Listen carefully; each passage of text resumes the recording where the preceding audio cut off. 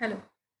Hello, my dear students, and welcome to once again our online lecture series of Basic Mathematics. Myself, Mrs. Dipali Jori from KK Polytechnic, Nasik.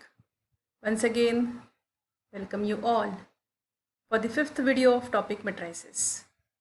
Now, in this today's video, we will discuss about inverse of a matrix using adjoint method. So, let's continue. Let's see how to find out that inverse of any square matrix using adjoint method. See, this is the formula you have to remember to find inverse of any matrix A. Inverse of any matrix A is denoted by this way, A raised to minus 1 actually it is, but you read it as A inverse. And the formula is adjoint of A upon determinant of A. The formula is true or it is possible only if the determinant value is non-zero. So before finding adjoint of A or A inverse, you first of all find determinant value. Check whether it is 0 or not. If it is non-zero, then only go further. Okay, so determinant value is non-zero. Further you calculate adjoint of A and then take the ratio, you'll get respective value of inverse of that given matrix A. Okay, so let's see now the steps. You just have to remember these 4 steps to find out that inverse of matrix A. You first have to calculate determinant value, as I have already told you that. Calculate determinant of A, check whether it is 0 or not. If it is non-zero, then only A inverse exists, otherwise it does not exist. Okay, if it is equal to 0, then you have to stop there, because at that time A inverse does not exist. If it is non-zero, then calculate matrix C. What is it? C matrix? It is the matrix of cofactors. This matrix calculation we have already studied in the previous video, that is matrix of cofactors C. Okay. Then the third step is to find adjoint of A. Adjoint of A means simply again a transpose of matrix of cofactors. This also we have studied in the previous video or in the previous lecture. So by that way, find adjoint of A, that is transpose of matrix of cofactors, C transpose it is. And at last you will get A inverse, that is equal to adjoint of A upon determinant of A. This matrix would be a adjoint of A divided by the respective value of determinant of A. Okay, and you will get corresponding A inverse there. Let's see one example. See, the square matrix A given and your question is to find inverse using adjoint method. So your first step is to find its determinant value.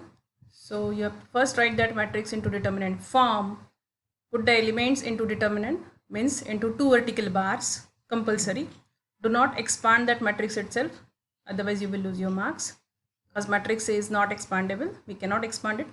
So you first have to write it into determinant form, elements into determinant, and then expand it. Okay, so the expansion is again explained to you. So in this case, see, 1 into 3 minus 0, next minus 2, hope the expansion is known to you, minus 2, next minus 1, this is 0, okay, second bracket, and at last the sign is plus here, so plus into minus, that is minus 2 into, this becomes plus 2 and 0, okay, and hence the final value or the determinant value is 1 here, which is non-zero.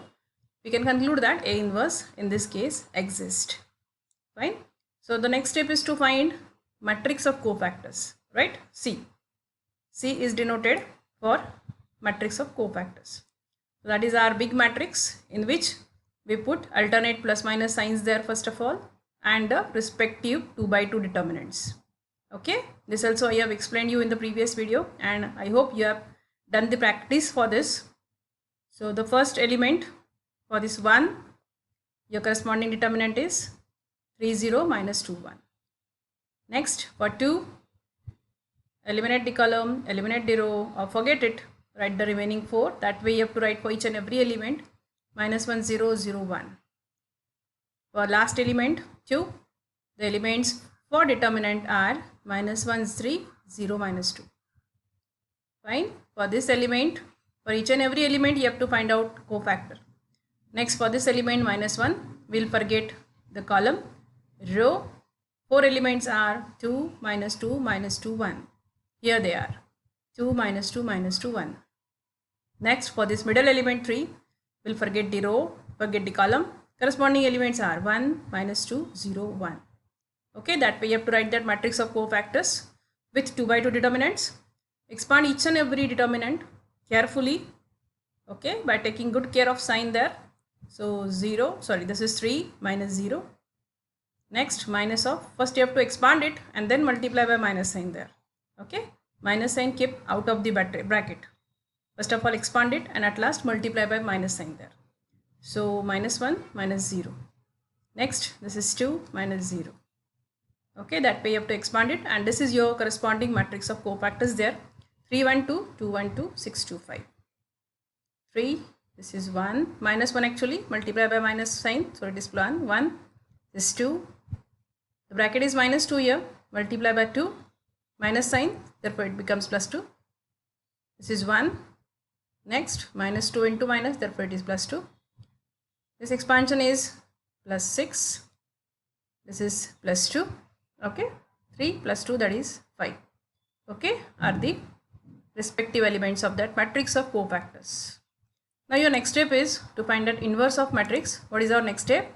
Our next step is just to write that matrix of cofactors transpose, which means adjoint of A, right? Adjoint of A means simply the transpose of matrix of cofactors. What is meant by transpose? Transpose means you just have to write rows into column form. Interchange rows and columns. So your first row becomes here first column 3, 1, 2. Second row becomes second column. Third row becomes third column. This is your adjoint of A now, transpose of matrix of cofactors. And at last, the last fourth step is use that formula, adjoint of A upon determinant of A. Okay, I have written this determinant of A value separately. You can also write that matrix upon determinant value, that is 1. But it's a single number, so better is to write it separately. This is the correct way of writing. Hence, 1 upon the determinant value, whatever may be that value, 2, 3, 4, you write it separately, 1 by 2, 1 by 3, 1 by 4, that way, and into the respective adjoint of A. Here it is 3, 2, 6, 1, 1, 2, 2, 2, 5. So this is our required A inverse, okay, for given matrix A. Very simple it is. You have to first just take care of signs and follow the 4 steps. You can easily get that matrix of matrix inverse there. Okay, hope this is clear to all of you. Okay, fine, we'll stop here for this video. If you have any doubt, you can text me or ask me anytime. Thank you. Thanks a lot. Happy learning.